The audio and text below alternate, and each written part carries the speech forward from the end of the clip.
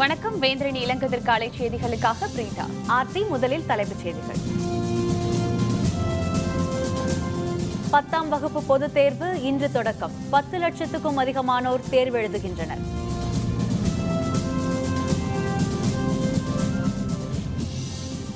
காவல்துறை பாதுகாப்புடன் இளைஞரின் உடல் அடக்கம். மறியலில் ஈடுபட்ட உறவினர்கள் மீது தடியடி.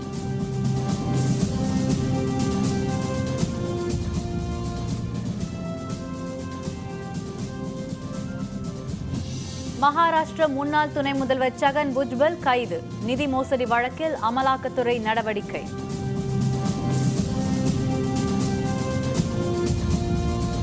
ஜவஹர்லால் நேரு பல்கலைக்கழக விவகாரம். கன்னியாகுமார் உள்பட 5 மாணவர்களை வெளியேற்ற பரிந்துரை. தமிழகம் மற்றும் புதுச்சேரியில் SSLC எனப்படும் 10ஆம் வகுப்பு அரசு பொதுத் தேர்வு இன்று தொடங்குகிறது. மொத்தம் 10,72,185 மாணவ மாணவியர்கள் தேர்வு எழுதுகின்றனர். இது பற்றிய விரிவான தகவல்களை தருகிறார் நமது செய்தியாளர் விக்னேஷ். தமிழகம் மற்றும் புதுச்சேரியில் 10ஆம் வகுப்பு பொதுத் தேர்வுகள் இன்று தொடங்குகின்றன. இதில் 10 லட்சத்திற்கும் அதிகமான மாணவ மாணவிகள் இந்த தேர்வினை எழுதுகின்றனர். இதற்காக 3,371 மையங்கள் ஏற்படுத்தப்பட்டு அங்கு சிறப்பான வசதிகள் செய்யப்பட்டிருக்கின்றன. காலை 9 மணிக்கு தொடங்கும் இந்த தேர்வில் முதல் நாளான இன்று விருப்ப பாடம் நடைபெற இருக்கிறது. இதற்காக மாணவ மாணவிகள் ஆர்வமுடன் காலை முதலே பள்ளிகளுக்கு வந்த வண்ணம் இருக்கின்றனர். சென்னையில் மட்டும் சுமார் 53,159 மாணவ மாணவிகள் இந்த தேர்வினை எழுதுகின்றனர். இதற்காக 209 மையங்கள் ஏற்படுத்தப்பட்டு அங்கு சிறப்பான வசதிகள் செய்யப்பட்டிருக்கிறது. தமிழ் ஃபர்ஸ்ட் பேப்பர் நல்லா ப்ரிப்பேர் ஆகிருக்கும். போய் நல்லா எழுதுவேன். 450க்கு மேலே என்னோட எய்ம். நான் நிச்சயமாக எடுப்பேன். நான் கான்ஃபிடென்ட்டாக இருக்கேன். கொஞ்சம் நர்வஸாக இருக்குது. தமிழ் ஃபர்ஸ்ட் பேப்பர் இன்றைக்கி எக்ஸாம் நான் 480க்கு மேலே எடுக்கணுன்ட்டு எய்ம் பண்ணியிருக்கேன். நல்லா படிச்சிருக்கேன். கொஸ்டின் பேப்பர் ஈஸியாக வரணும். இந்த 10ஆம் வகுப்பு பொதுத் தேர்வை கண்காணிப்பதற்காக 6,600 பறக்கும் படையினர் இந்த பணியில் ஈடுபடுத்தப்பட்டுள்ளனர். இந்த தேர்வானது வருகிற 13ஆம் தேதி வரை நடைபெற உள்ளது குறிப்பிடத்தக்கது. வேந்தர் செய்திகளுக்காக சென்னையிலிருந்து ஒளிப்பதிவாளர் சிவாவுடன் விக்னேஷ். திருப்பூர் அருகே கலப்பு திருமணம் செய்ததால் வெட்டி கொல்லப்பட்ட இளைஞர் சங்கரின் உடல் காவல்துறை பாதுகாப்புடன் அவரது சொந்த ஊரில் நேற்றிரவு அடக்கம் செய்யப்பட்டது. திருப்பூர் மாவட்டம் உடுமலையை அடுத்த குமரலிங்கம் கிராமத்தை சேர்ந்த பொறியியல் கல்லூரி மாணவர் சங்கரும் திண்டுக்கல் மாவட்டம் பழனியை சேர்ந்த கௌசல்யாவும் காதலித்து கௌசல்யா வீட்டின் எதிர்ப்பையும் மீறி கடந்த சில மாதங்களுக்கு முன் திருமணம் செய்து கொண்டனர். இந்த நிலையில் சங்கரும் கௌசல்யாவும் நேற்று முன்தினம் உடுமலை மத்திய பேருந்து நிலையம் எதிரே நடந்து சென்றபொழுது இருசக்கர வாகனத்தில் வந்த 3 இளைஞர்கள் இருவரையும் வழிமறித்து அரிவாளால் வெட்டினர். இதில் சங்கர் உயிரிழக்க கௌசல்யா பலத்த காயத்துடன் கோயம்புத்தூர் மருத்துவமனையில் சிகிச்சை பெற்று வருகிறார். இந்த நிலையில் உடற்கூறு ஆய்விற்கு பின் சங்கரின் உடல் அவரது சொந்த ஊரான குமரலிங்கத்திற்கு நேற்றிரவு எடுத்து வரப்பட்டது. ஆனால் கொலையாளிகள் கைது செய்யப்படும் வரை உடல் அடக்கம் நடைபெறாது என சங்கரின் உறவினர்கள் உடுமலை பழனி சாலையில் மறியலில் ஈடுபட்டனர். மேற்கு மண்டல IG ஸ்ரீதர், மாவட்ட காவல் கண்காணிப்பாளர் சரோஜ்குமார் தாகூர், கோட்டாட்சியர் சாதனை குரல் ஆகியோர் சமாதான பேச்சுவார்த்தையில் ஈடுபட்டனர். கொலையாளிகளை கைது செய்ய 6 தனிப்படைகள் அமைக்கப்பட்டுள்ளதாக தெரிவித்த அவர்கள் அரசு நிவாரண நிதியாக 7.5 லட்சம் ரூபாய்க்கான காசோலியையும் வழங்கினர். அதனை ஏற்க மறுத்து தொடர்ந்து மறியல் நடைபெறவே காவல்துறையினர் தடியடி நடத்தி கூட்டத்தை விரட்டியடித்தனர்.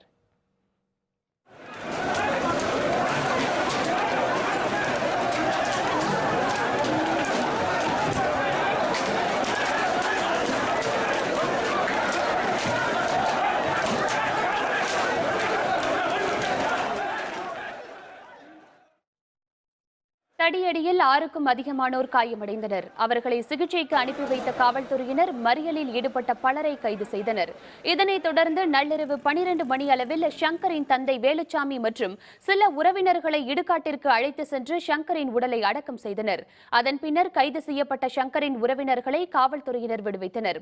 சங்கரின் உடல் அடக்கம் செய்யப்பட்டு விட்டாலும் குமரலிங்கம் பகுதியில் இன்னும் பதற்றம் நீடிப்பதால் அங்கு காவல்துறையினர் குவிக்கப்பட்டுள்ளனர். தேசியவாத காங்கிரஸ் மூத்த தலைவரும் மகாராஷ்டிர மாநில முன்னாள் துணை முதல்வருமான சகன் புஜ்பலை நிதி மோசடி வழக்கில் அமலாக்கத்துறை கைது செய்துள்ளது. மகாராஷ்டிர மாநிலத்தில் கடந்த காங்கிரஸ் தேசியவாத காங்கிரஸ் கூட்டணி ஆட்சியின் போது தில்லியில் மகாராஷ்டிர மாநில இல்லம் கட்டப்பட்டதில் முறைகேடு நடைபெற்றதாக புகார் எழுந்தது. அந்நிய செலாவணி முறைகேடுகளும் நடைபெற்றதாக குற்றம் சாட்டப்பட்டது. இதனையடுத்து அப்போது பொதுப்பணித்துறையை தன்வசம் வைத்திருந்த துணை முதல்வர் சகன் புஜ்பல் நிதி மோசடியில் ஈடுபட்டதாக பாரதிய ஜனதா MP கிரிட் சோமையா அமலாக்கத்துறை காவல்துறையில் புகார் அளித்தார். இதன் பேரில் விசாரணை நடத்திய அமலாக்கத்துறை சமீர் என்பவரை கடந்த மாதம் கைது செய்தது. அதன் தொடர்ச்சியாக விசாரணைக்கு ஆஜராகுமாறு சகன் புஜ்பலுக்கு அழைப்பாணை அனுப்பப்பட்டது. மும்பையில் உள்ள அமலாக்கத்துறை அலுவலகத்தில் நேற்று ஆஜரான சகன் புஜ்பல் விசாரணைக்கு பின்னர் கைது செய்யப்பட்டார். இன்று அவர் நீதிமன்றத்தில் ஆஜர்படுத்தப்படுவார் என்று அமலாக்கத்துறை தெரிவித்துள்ளது. But now the investigation and action of 70,000 crores irrigation scam is on final phase, and I'm very much certain that like Chhagan Bhujbal, Ajit Pawar and Sunil Tatkare will have to go to jail. சகன் புஜ்பலின் கைது நடவடிக்கைக்கு தேசியவாத காங்கிரஸ் கட்சி கடும் கண்டனம் தெரிவித்துள்ளது. பாரதிய ஜனதா அரசு அதிகாரத்தை தவறாக பயன்படுத்துவதாகவும் அரசியல் பழிவாங்கும் போக்குடன் நடந்து கொள்வதாகவும் குற்றம் சாட்டியுள்ளது. This is absolutely a vendetta politics done by the Bharatiya Janata Party. Since 4-5 years they were alleging this kind of a false allegation. He was cooperating to the inquiry. When he was called, he was always be present. There was no need to arrest him. மாணவர் தலைவர் கன்யாகுமார் உள்பட 5 மாணவர்களை தில்லி ஜவஹர்லால் நேரு பல்கலைக்கழகத்திலிருந்து வெளியேற்ற பல்கலைக்கழக உயர்நிலை விசாரணை குழு பரிந்துரைத்துள்ளது. தில்லி ஜவஹர்லால் நேரு பல்கலைக்கழகத்தில் நாடாளுமன்ற தாக்குதல் வழக்கில் தூக்கிலிடப்பட்ட அப்சல் குருவின் நினைவு நாள் கடந்த மாதம் 9ஆம் தேதி கடைபிடிக்கப்பட்டதாக புகார் எழுந்தது. அப்பொழுது நாட்டுக்கு எதிராக முழக்கம் எழுப்பியதாக மாணவர் தலைவர் கன்யாகுமார் உள்பட 7 மாணவர்கள் மீது தேச துரோக வழக்கு தொடரப்பட்டது. கன்யாகுமார், உமர் காலித், அனிர்பன் பட்டாச்சாரியா ஆகியோர் கைது செய்யப்பட்டனர். கன்யாகுமார் கடந்த 3ஆம் தேதி ஜாமீனில் வெளிவர மற்ற இருவரும் சிறையில் உள்ளனர். இந்த நிலையில் இந்த விவகாரம் பற்றி விசாரணை நடத்த உயர்நிலை குழு ஒன்றை பல்கலைக்கழக துணைவேந்தர் ஜெகதீஷ்குமார் நியமித்தார். குழு தாக்கல் செய்துள்ள விசாரணை அறிக்கையில் 21 மாணவர்கள் தவறு செய்துள்ளதாக குறிப்பிடப்பட்டுள்ளது. கன்யாகுமார் உள்பட 5 பல்கலைக்கழகத்திலிருந்து வெளியேற்றுவதுடன் மற்ற மாணவர்களுக்கு அளிக்க வேண்டிய தண்டனைகள் குறித்தும் பரிந்துரை செய்யப்பட்டுள்ளது. தமிழக முதல்வர் ஜெயலலிதா விடுதலைக்கு எதிரான வழக்கு உச்சநீதிமன்றத்தில் இன்று மீண்டும் விசாரணைக்கு வருகின்றது. சொத்து குவிப்பு வழக்கில் தமிழக முதல்வர் ஜெயலலிதாவை கர்நாடக உயர்நீதிமன்றம் விடுதலை செய்ததை எதிர்த்து கர்நாடக அரசு மற்றும் திமுக சார்பில் உச்சநீதிமன்றத்தில் மேல்முறையீட்டு மனுக்கள் தாக்கல் செய்யப்பட்டிருந்தன. இந்த மனுக்கள் மீதான இறுதி விசாரணை நீதிபதிகள் பினாக்கி சந்திரகோஷ் மற்றும் அமிதவராய் ஆகியோர் அடங்கிய அமர்வு முன்பு கடந்த 23ஆம் தேதி தொடங்கியது. கர்நாடக அரசு தரப்பில் ஆஜரான மூத்த வழக்கறிஞர் துஷ்யந்த் தவே கடந்த 10ஆம் தேதி தனது இறுதி வாதத்தை நிறைவு செய்ததை அடுத்து வழக்கு விசாரணை 15ஆம் தேதிக்கு ஒத்திவைக்கப்பட்டது. அதன்படி இன்று நடைபெறும் விசாரணையில் சொத்து குவிப்பு வழக்கில் தொடர்புடைய 6 நிறுவனங்களுக்கு எதிராக கர்நாடக அரசு வழக்கறிஞர் PV ஆச்சாரியா வாதங்களை முன்வைக்கிறார். பாரத மாதாவை வாழ்த்தி முழக்கமிட வேண்டும் என்று யாரும் கட்டாயப்படுத்த முடியாது என்று AIMIM கட்சி தலைவரும் ஹைதராபாத் எம்பியுமான அசாதுதீன் ஓவைசி கூறியிருப்பது சர்ச்சையை ஏற்படுத்தியுள்ளது. இந்தியாவின் பெருமையை இளைய தலைமுறையினர் அறிந்து கொள்ள அனைவரும் பாரத் மாதா கி ஜெய் என்று சொல்லிக் கொடுக்க வேண்டும் என்று RSS அமைப்பின் தலைவர் மோகன் பாகவத் கூறியிருந்தார். இதற்கு அசாதுதீன் ஓவைசி கடும் எதிர்ப்பு தெரிவித்துள்ளார். தில்லியில் செய்தியாளர்களுடன் பேசிய அவர், வாழ்த்தி முழக்கமிட்டுத்தான் நாட்டுப்பற்றை வெளிப்படுத்த வேண்டும் என்ற அவசியம் இல்லை என்றார். நாட்டை வாழ்த்தி முழக்கமிட வேண்டும் என்று சட்டத்தில் கூறப்பட்டுள்ளதா என்றும் ஓவைசி கேள்வி எழுப்பியுள்ளார். I have said it and I stand by it. It is right. Why should I say a slogan to prove my loyalty to this country? It is nowhere mentioned in the Constitution. I have not violated any law. There is nothing to be which our forefathers talked about it. Maybe it is part and parcel of their ideology, which I will never accept it. Yes, I will stand by it. What is wrong with that? இதனிடையே ஓவைசியின் பேச்சுக்கு பாரதிய ஜனதா மற்றும் சிவசேனை கட்சிகள் கடும் கண்டனம் தெரிவித்துள்ளன. அரசியல் அமைப்பு சட்டத்தில் குறிப்பிடப்படவில்லை என்றாலும் நாட்டை போற்றுவதில் எந்த தவறும் இல்லை என்றும் அக்கட்சியினர் குறிப்பிட்டுள்ளனர். तो माँ की जय बोलने के लिए कहीं कोई कानून नहीं लिखा है. हम अपने माँ को माँ ही कहते हैं. यही मैं प्रार्थना कर सकता हूँ. भारत माता की जय बोल बोल के इस देश के बहुत से सुपुत्रों ने फांसी का फंदा गले में लगाया है. मैं मानता हूँ कि संविधान में नहीं लिखा होगा. हर बात संविधान में लिखने की जरूरत नहीं है. इस देश पे श्रद्धा रखिए, निष्ठा रखिए और भारत माता के लिए अपनी कुर्बानी दे. காஷ்மீர் மாநிலத்தில் நேரிட்ட விபத்தால் ஏற்பட்ட நிலச்சரிவு காரணமாக ஜம்மு ஸ்ரீநகர் இடையேயான தேசிய நெடுஞ்சாலை தற்காலிகமாக மூடப்பட்டது. ஜம்மு ஸ்ரீநகர் இடையேயான தேசிய நெடுஞ்சாலையில் ராம்பான் பகுதி மலைசாலையில் சென்று கொண்டிருந்த எண்ணெய் லாரி விபத்தில் சிக்கியது. இதனால் நிலச்சரிவு ஏற்பட்டு போக்குவரத்து பாதிக்கப்பட்டதைத் தொடர்ந்து அந்த சாலை தற்காலிகமாக மூடப்பட்டது. அந்த இடத்திற்கு விரைந்த மீட்புக் குழுவினர் சாலையை சீரமைக்கும் பணிகளில் ஈடுபட்டு வருகின்றனர். விபத்து பற்றி காவல்துறையினர் விசாரணை மேற்கொண்டுள்ளனர். இமாச்சல பிரதேசத்தில் உள்ள புகழ்பெற்ற சுற்றுலா தலமான சிம்லா உள்பட மாநிலத்தின் பல்வேறு பகுதிகளில் பெய்த மிதமான பனிப்பொழிவால் மக்கள் மகிழ்ச்சி அடைந்துள்ளனர். இமாச்சல பிரதேசத்தில் உள்ள சிம்லா, குல்லு, சம்பா, கின்னாவூர், லாகுல் ஸ்பிட்டி உள்பட பல்வேறு மாவட்டங்களில் நேற்று முதல் மிதமான பனிப்பொழிவு இருந்து வருகிறது. குஃப்ரியில் 5 முதல் 15 சென்டிமீட்டர் வரை இருந்த பனிப்பொழிவால் மிகவும் மகிழ்ச்சி அடைந்த அந்த பகுதி மக்கள் இனிவரும் நாட்களில் சுற்றுலா பயணிகளின் வருகை அதிகரிக்கும் என தெரிவித்தனர். 50,000 ரூபாய் வரை கொண்டு செல்ல அனுமதி. தலைமை தேர்தல் அலுவலர் ராஜேஷ் லக்கானி தகவல். விவரம் விளம்பர இடைவேளைக்கு பிறகு.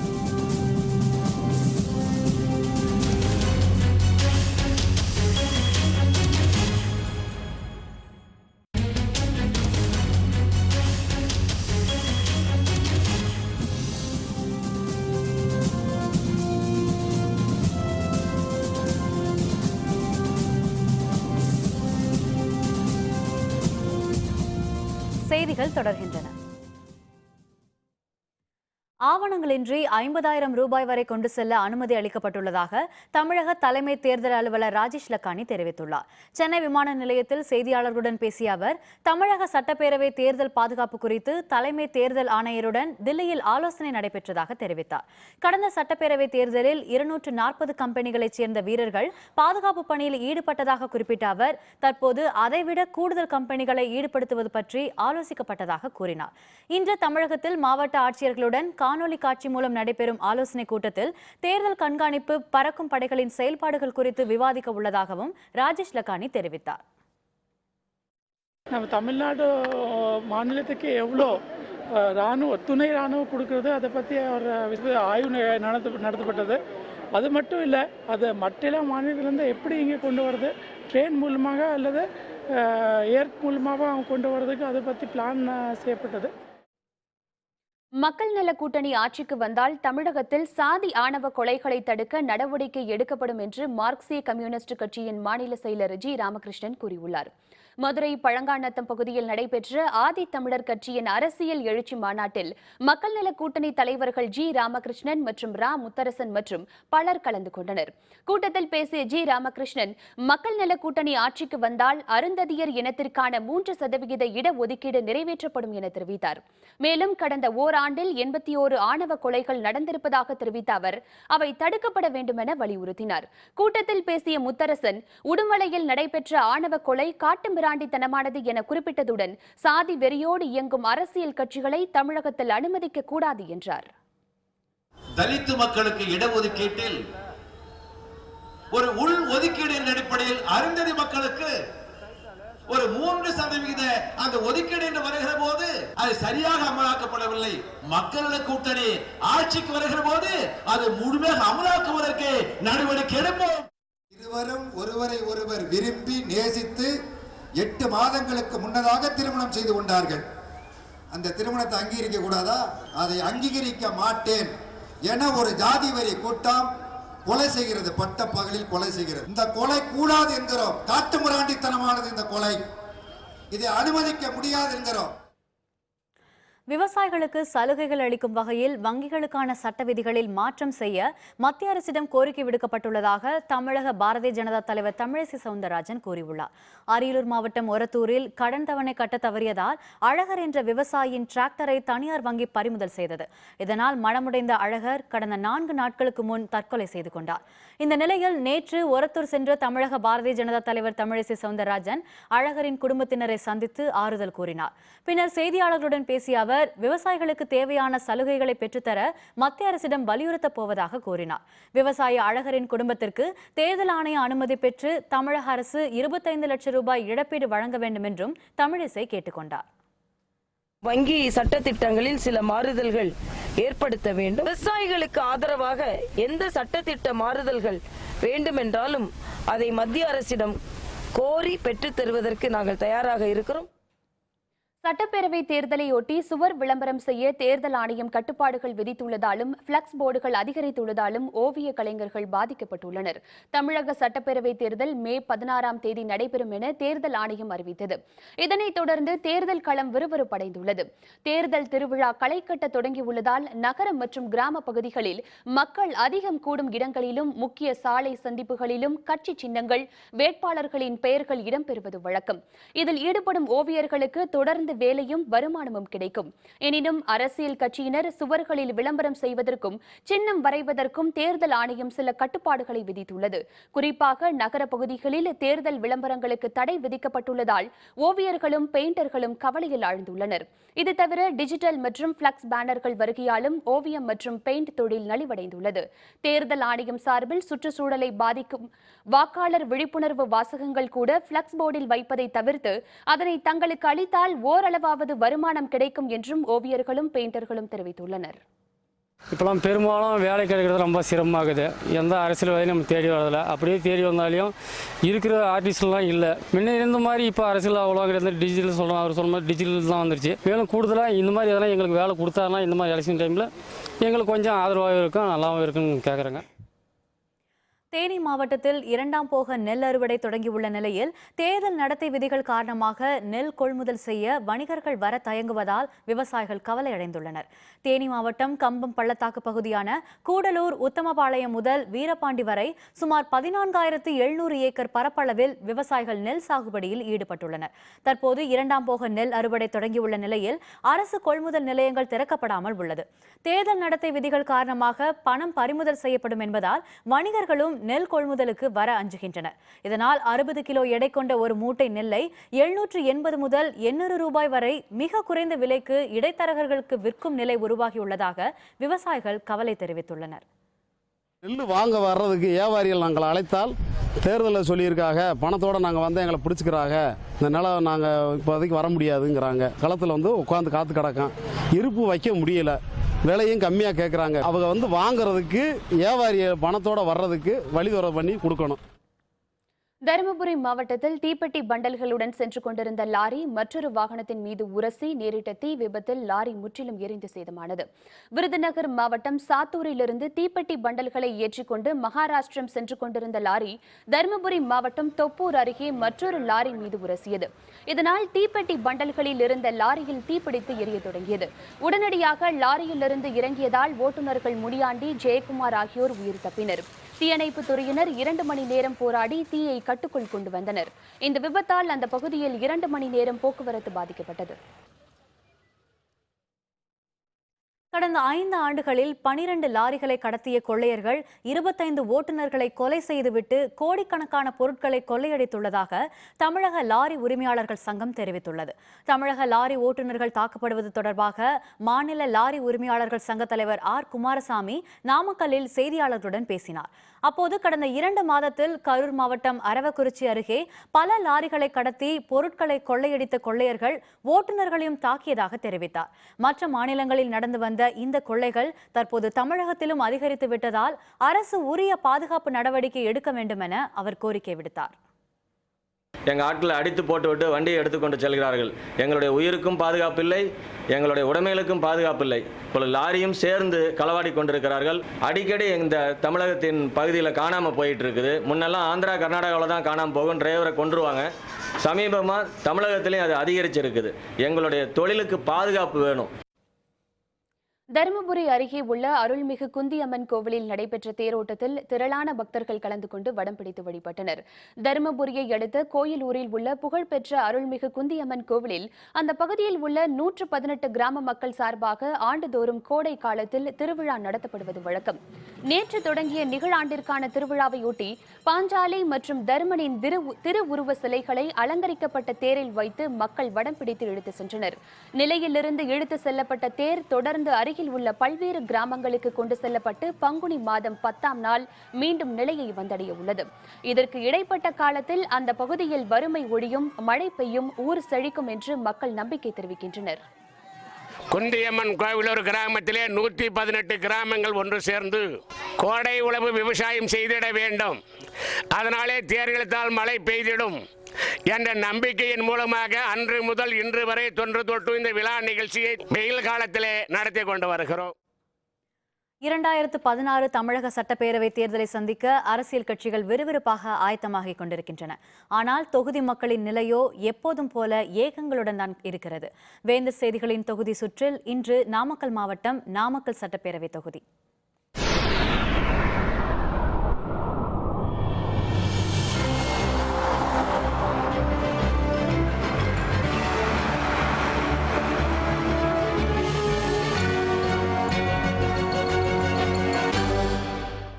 மாவட்டத்தின் தலைநகர் என்பதுடன் கறிக்கோழி வளர்ப்பு, முட்டை உற்பத்தி, பால் உற்பத்தி, லாரி போக்குவரத்து என பல்வேறு முதன்மை சிறப்புகளை தன்னகத்தே கொண்டது நாமக்கல் சட்டப்பேரவை தொகுதி.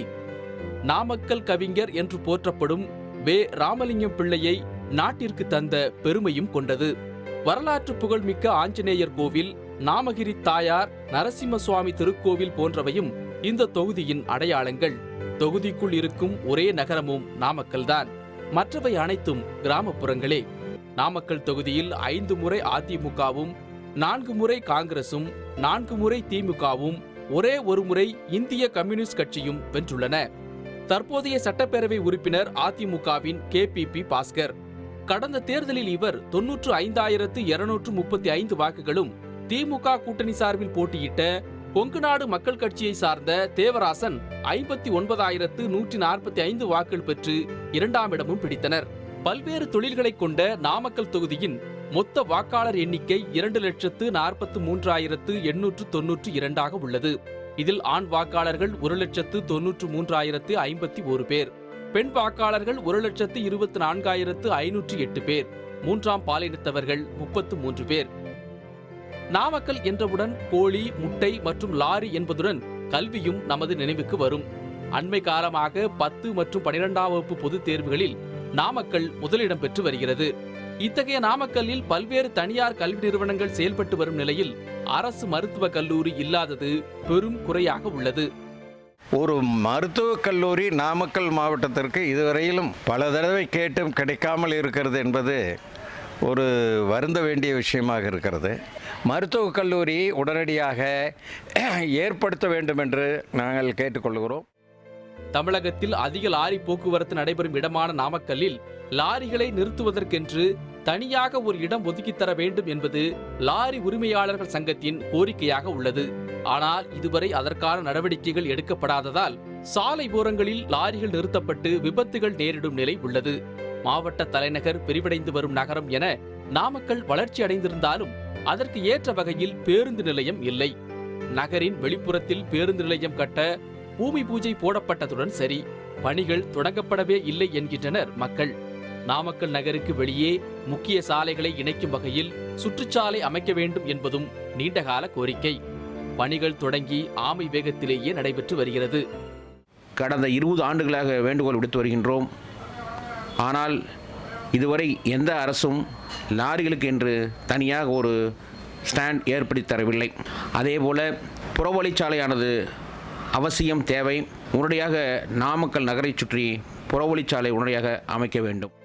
கோழிப்பண்ணைகள் அதிகம் உள்ளதால் பறவை காய்ச்சலால் தொழில் பாதிக்கப்படாமல் இருக்க நாமக்கல்லை தனி மண்டலமாக்க வேண்டும் என்ற கோரிக்கை கிடப்பிலேயே உள்ளதாக முட்டை ஏற்றுமதியாளர்கள் கூறுகின்றனர். முட்டை உற்பத்தி தொழிலை உலகளாவிய அளவில் அடுத்த கட்டத்திற்கு முன்னேற்ற நடவடிக்கைகள் வேண்டும் என்றும் அவர்கள் வலியுறுத்துகின்றனர். தினமும் கிட்டத்தட்ட 4 கோடி முட்டைகள் இங்கே இந்த மண்டலத்தில் உற்பத்தி ஆகின்றன. கடந்த 5 வருடங்களாக பார்த்திங்கன்னா பெரும் பின்னடைவை சந்தித்து வந்துக்கிட்டு இருக்கு. லாரி தொழிலாகட்டும் சரி, கோழி தொழிலாகட்டும் சரி, பால் உற்பத்தி தொழிலாகட்டும் சரி, இந்த தொழில் முனைவோர்களால் அடுத்த நிலைமை போக முடியாமல் இங்கே தத்தளிச்சிட்டு இருக்காங்க. நாமக்கல் தொகுதியில் பல முக்கிய கோரிக்கைகள் நீண்ட காலமாக நிலுவையிலேயே உள்ளது.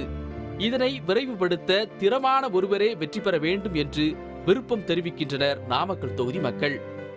வரக்கூடிய சட்டமன்ற உறுப்பினர் முதல்ல சேவை செய்யணுங்கிற எண்ணத்தில் இருக்கணும். நகராட்சி கழிவுநீரை சுத்திகரித்து கொசவம்பட்டி ஏரியில் சேமித்தல் சட்டமன்ற வளர்ச்சிக்கு பெரிதும் பயன்படும். நகரின் இயற்கை நீராதாரமான கமலாலய குளம், கிராக்குட்டைகளில் மழைநீரை சேமிக்க வழிவகை செய்ய வேண்டும். பல்வேறு தொழில்களில் முதன்மை பெற்றுள்ள நாமக்கல் தொகுதி அனைத்து அடிப்படை வசதிகளும் அமையப்பெற்ற தொகுதி என்றும் பெயர் பெற வேண்டும் என்பது மக்கள் எண்ணம். இதை கருத்தில் கொண்டு தங்களுடைய சட்டப்பேரவை உறுப்பினரை தேர்வு செய்ய எதிர்பார்ப்புடன் காத்திருக்கின்றனர் நாமக்கல் தொகுதி வாக்காளர்கள். வருகின்ற 2016 சட்டமன்ற தேர்தலில் புதிய தொழிற்சாலைகளை கொண்டு வந்து இளைஞர்கள் இளம்பெண்களுக்கு வேலைவாய்ப்புகள் உருவாக்க வேண்டும் என்பதை தொகுதி மக்களின் விருப்பமாக உள்ளது. வேந்தர் செய்திகளுக்காக நாமக்கலில் இருந்து பார்த்திபன்.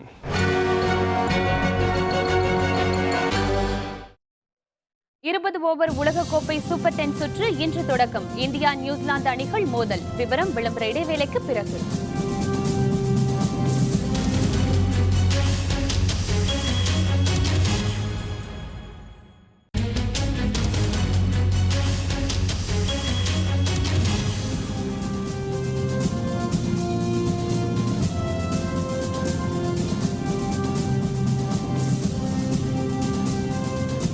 செய்திகள் தொடர்கின்றன. இனி அயலக செய்திகள்.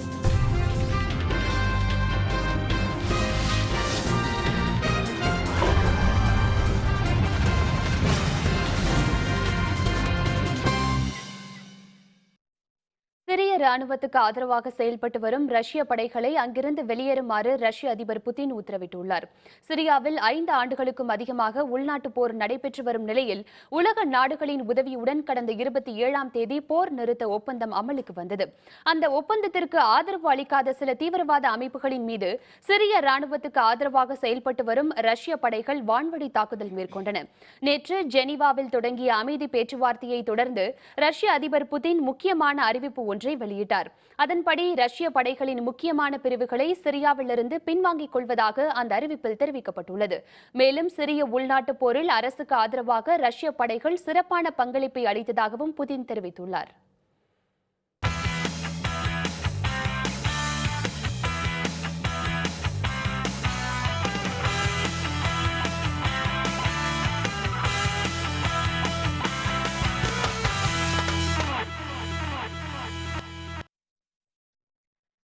ஓவர் உலகக்கோப்பையை கைப்பற்றுவதில் இந்திய அணி உறுதியாக உள்ளதாக விராட் கோலி நம்பிக்கை தெரிவித்துள்ளார். கடந்த 8ஆம் தேதி தொடங்கி இந்தியாவின் பல்வேறு நகரங்களில் நடைபெற்று வரும் 20 ஓவர் உலகக்கோப்பை போட்டிகள் ஏப்ரல் 3ஆம் தேதி நிறைவடைகிறது.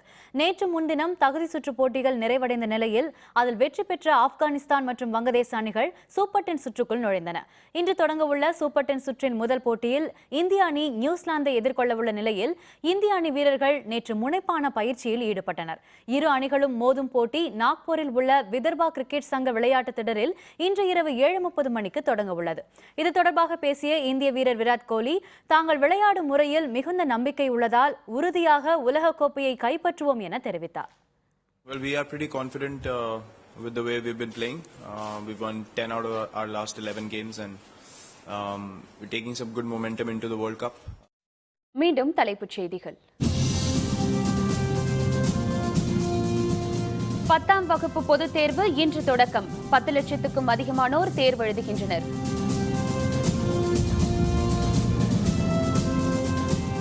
காவல்துறை பாதுகாப்புடன் இளைஞரின் உடல் அடக்கம். மறியலில் ஈடுபட்ட உறவினர்கள் மீது தடியடி.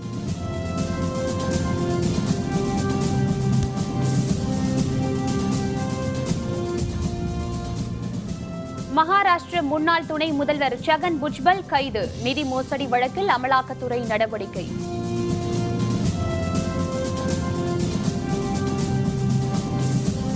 ஜவஹர்லால் நேரு பல்கலைக்கழக விவகாரம். கன்னியாகுமரி உள்பட 5 மாணவர்களை வெளியேற்ற பரிந்துரை. இத்துடன் வேந்திரன் இளங்கதிர் காலை செய்திகள் நிறைவடைந்தன. மீண்டும் பகல் 1:30 உச்சிவேளை பகல் செய்திகளில் சந்திப்போம். வணக்கம்.